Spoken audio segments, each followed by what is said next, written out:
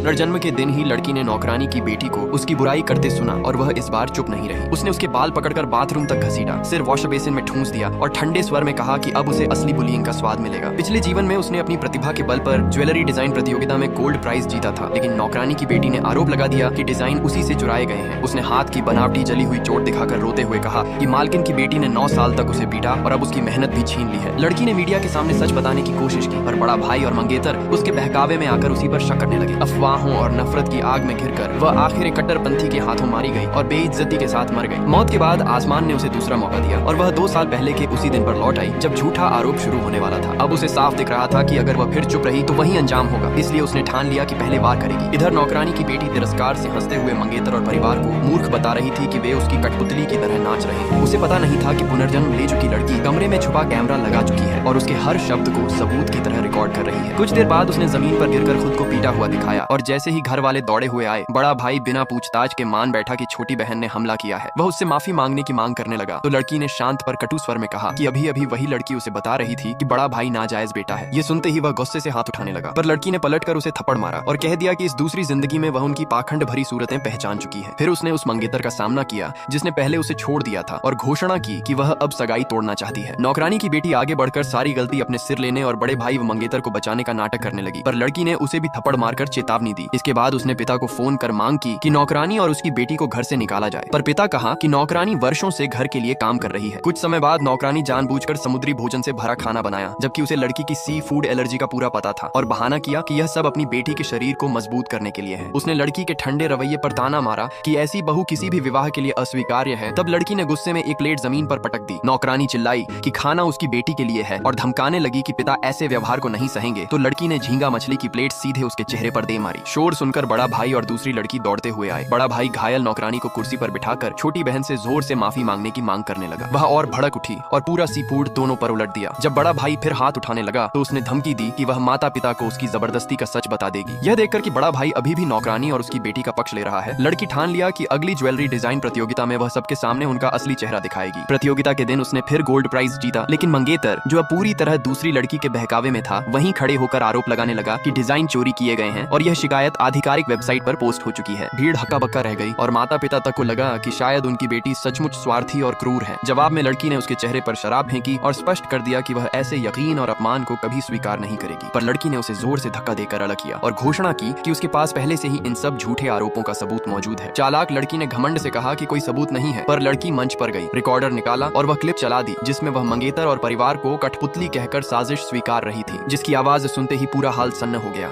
सबकी निगाहें बस उस पर